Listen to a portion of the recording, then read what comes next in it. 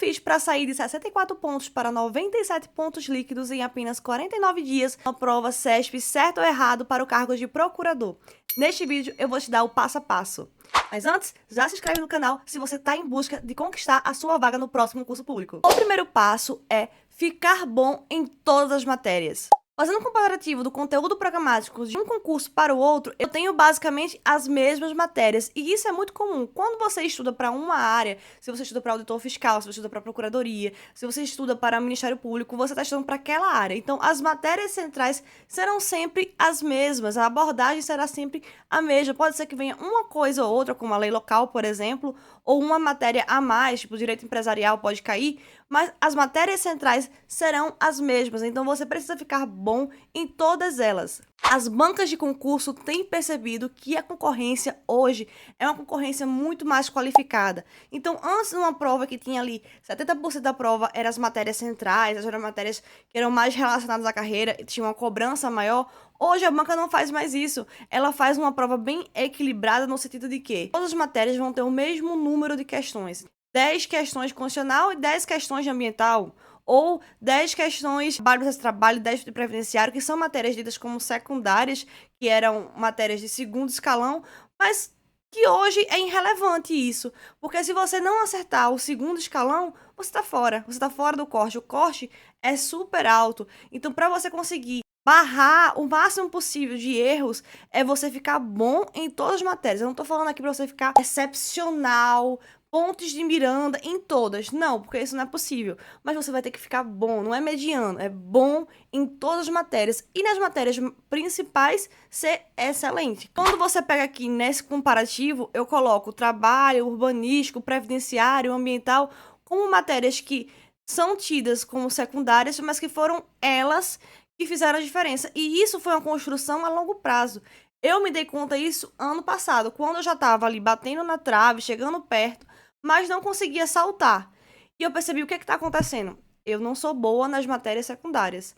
Eu não tenho uma base firme em previdenciário, em ambiental, em trabalho. Eram calcanhares e Aquiles. Então, desde o ano passado para esse ano de 2024, eu trabalhei fortemente para ficar forte e robusta nesses conteúdos também, para não chegar na prova com falhas, evitar ao máximo da brecha para o inimigo. Se a prova representa 50% das matérias principais e 50% das matérias secundárias, como é que você quer ter 90% de acerto se você não for bom nas matérias secundárias? Entende? Então, primeiro passo é, não tá bom em ambiental, não tá bom em previdenciário, por exemplo, se fortifique nessas matérias.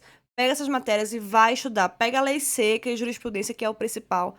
Foco ali em realmente entender, memorizar, decorar as pegadinhas, o que é sempre cobrado. E você vai perceber que quando você for para a prova, você vai ter um desempenho muito melhor. Então, é muito nesse sentido de você pegar as provas que você tem feito, as questões que você tem feito e fazer essa análise. O que é que tem me derrubado? O que é que eu preciso ficar melhor?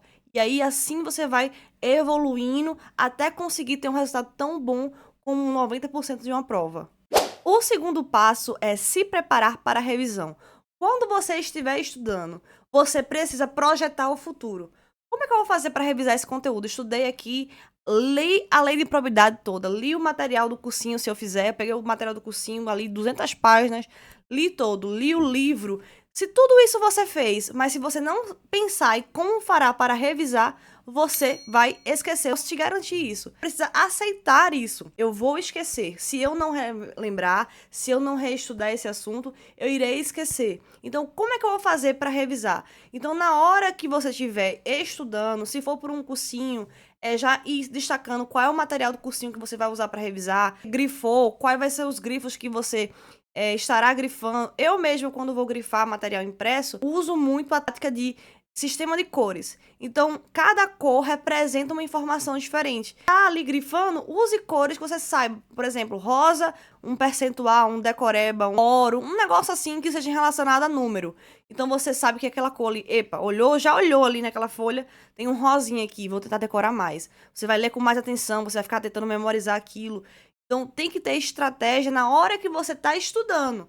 Porque o primeiro estudo vai te levar para a revisão depois. Se você começa a ter muitos materiais, quando chega na hora da revisão, você vai estar completamente perdido, porque é tanta coisa para revisar que é como se fosse estudar tudo novamente.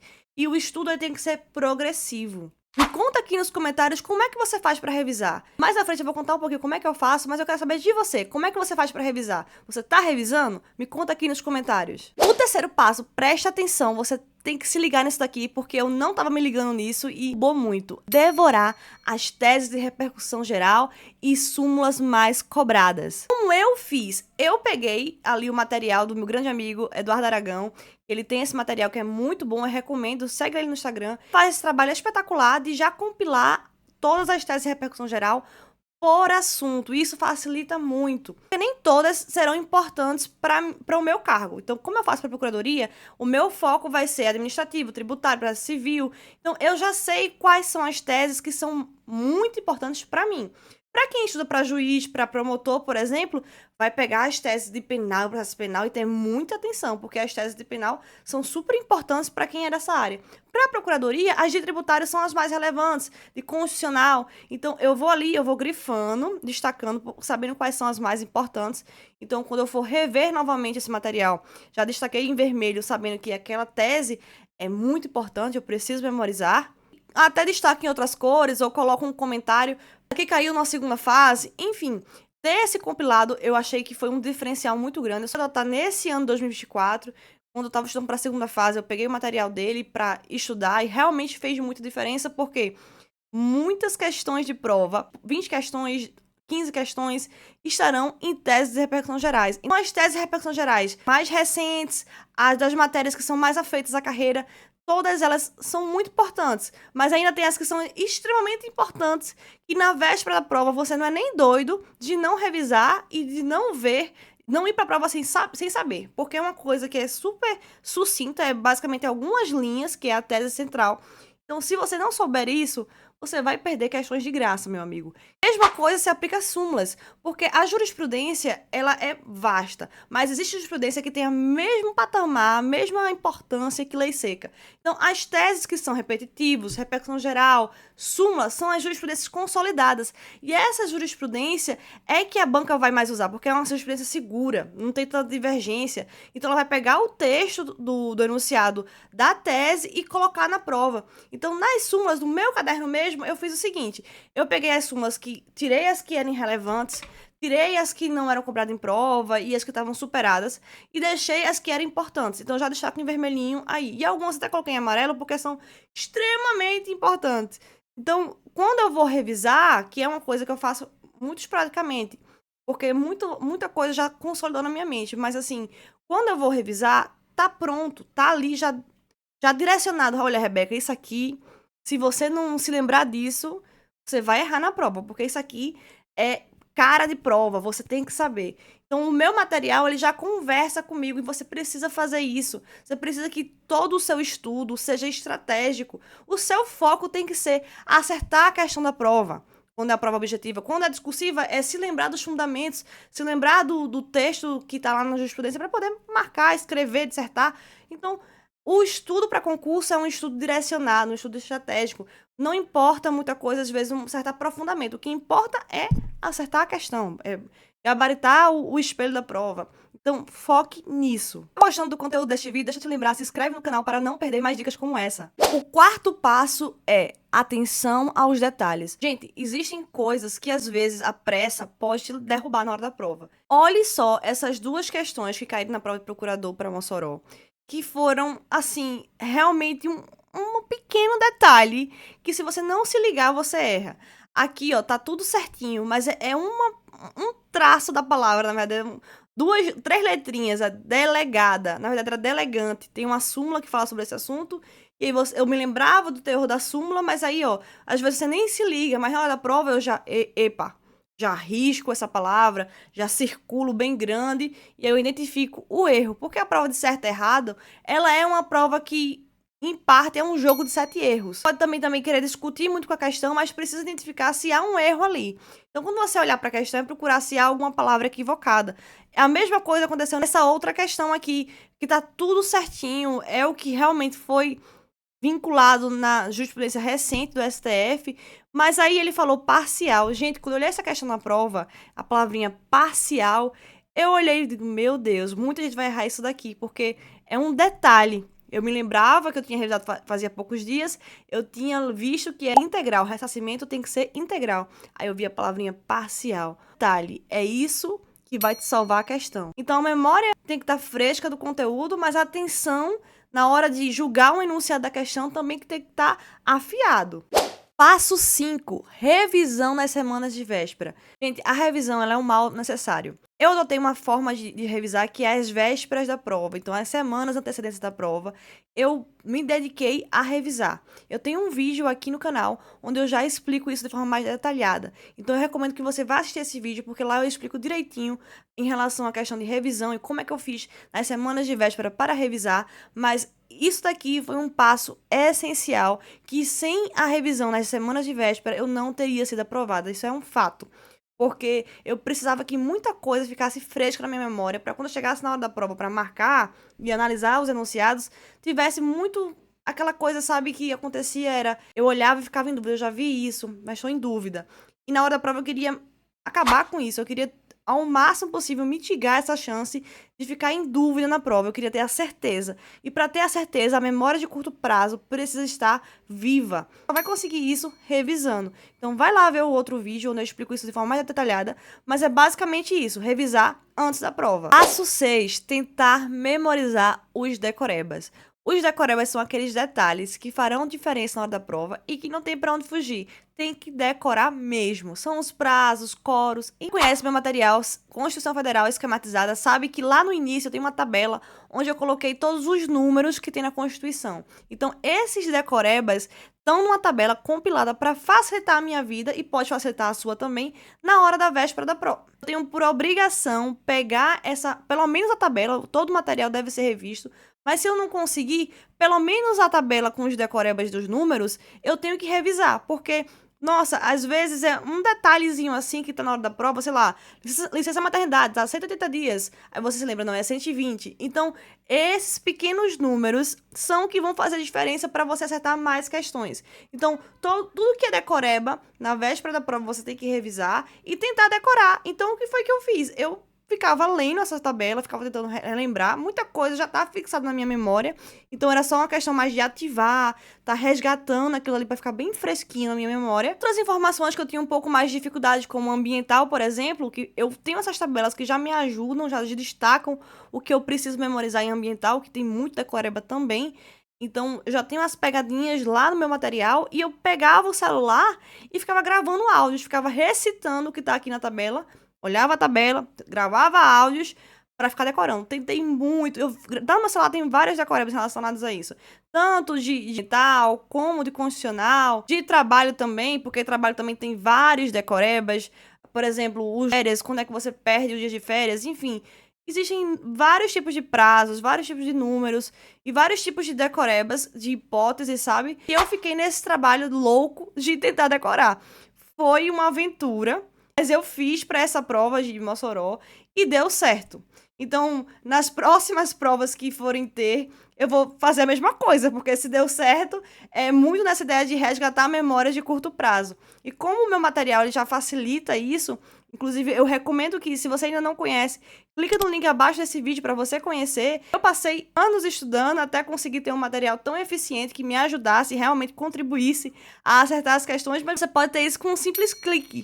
Ter esse material foi essencial para eu realmente conseguir revisar rápido, de forma eficaz, aquilo que eu tenho que saber na hora da prova. Foi assim que eu fiz, mas você pode pegar qualquer outro material que você já tenha em casa, ou que você já usa, mas que seja realmente material bom, que te ajude a pegar as coisas que são mais importantes, que seja uma coisa realmente enxuta, só com aquilo que é mais focado assim nas pegadinhas de prova, sabe? Então, tentar memorizar os decorebas foi um passo fundamental. Eu fiz de tudo, oração, jejum, mas também gravar áudios, ficar recitando que nem se fosse um teatro ou jogral para quem era da igreja.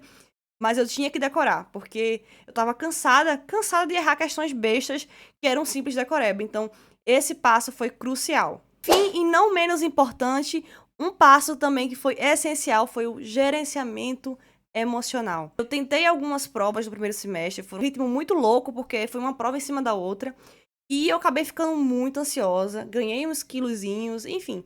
Foi um período de tormenta, de muita pressão, porque eu tava tipo, a hora é agora. Eu sabia que eu tava competitiva, eu sabia que eu tava batendo na trave, e não tava conseguindo ser as cabeças nas provas.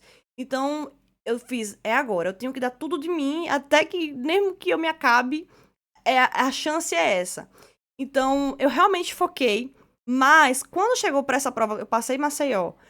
E em Maceió eu tive um desempenho muito bom, porque era uma prova que eram 100 questões, eu errei poucas questões, então acho que eu fiz 80%, 80 e poucos por cento na prova de Maceió, acho que foi isso. Depois eu confiro pra dizer pra vocês aqui nos comentários. Eu fui bem em Maceió e eu fiquei olhando aquele meu resultado no olho da vaga, eu fiz, eu não posso me sabotar, eu não posso me sabotar, porque em Maceió, se eu tivesse feito essa revisão, feito esse passo a passo aqui, que eu fiz pra vocês, tivesse feito tudo isso pra Maceió, eu teria ido muito melhor lá, sabe? Eu não fiz isso. E eu fiquei um pouco assim, triste e ao mesmo tempo feliz, porque, poxa, Maceió era uma prova super boa. Se eu tivesse, mas não fiz. O se a gente não tem, já temos o agora. Então eu parti pra montar essa estratégia toda. E uma estratégia também foi o gerenciamento emocional, porque eu precisava controlar a minha ansiedade. A ansiedade estava me afetando de uma forma que eu não estava conseguindo ter um estudo realmente eficiente para vencer a prova. Vencer a prova não é só estudo, tá, gente? É também estratégia, é também ferramentas que vai além do estudo em si. Então, o que eu fiz? Eu peguei, além das semanas de véspera, além de revisar com foco mesmo e disciplina, eu fui pra academia o máximo de dias que fosse possível.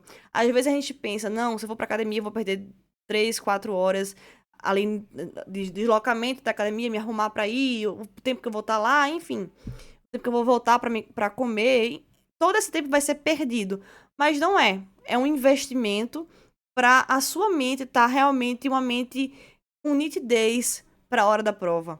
E isso é muito importante. Então, não se auto-sabotar, não deixar os pensamentos de dúvida atravessarem a sua mente, porque eles vão chegar, mas aí você se fortifica. Então, o que eu fazia era, quando vinha aquela vozinha, aquele sentimento, eu não vou conseguir, não vai dar, eu pensava, não, olha essas provas aqui, olha de Maceió, eu quase consegui. O que faltou ali foi um pouquinho de sorte. Então, se lá ia corrigir menos, e a correção era tipo 30 pessoas, eu acho. Então, se lá ia corrigir bem menos a discursiva, se lá eram pouca gente, a galera era super afiada a concorrência, porque a gente que já tava até na AGU, já tinha passado em outras carreiras, já estavam fazendo aquela prova porque era uma carreira muito boa, com salário muito bom em Maceió, né? Então, se tudo isso, eu ainda assim fiquei ali perto, em Mossoró vai ser minha oportunidade. Então, esse pensamento era combativo. De não deixar a mentalidade de fraqueza me superar a vontade de vencer. Então, a vontade de vencer teve que ficar mais forte. Então, eu acho que isso foi crucial também. Então, ir pra academia para ficar mais calma, trabalhar a minha mentalidade para chegar. Não é nem papo de coach, tá, gente? É porque é verdade. Se a gente deixa a nossa mente se sabotar a gente chega na prova e não tem um desempenho tão bom. Então, ter uma mente realmente com nitidez, clareza, forte para gerenciar todas aquelas emoções, porque são muitas emoções na hora da prova. A pressão é muito grande, porque você treina, treina, treina, chega no jogo, o jogo tem diversos imprevistos. Então, você precisa realmente estar com a mente fortificada. Então, o gerenciamento emocional é o 7º passo que eu deixo aqui e que fez muita diferença. E todos esses passos, utilize aí na sua estratégia de estudos para a próxima prova e depois você me conta aqui se deu certo. Eu acredito fortemente que essa minha experiência pode te ajudar de alguma forma. Compartilha com algum amigo que está se preparando junto com você e vamos juntos até a nomeação.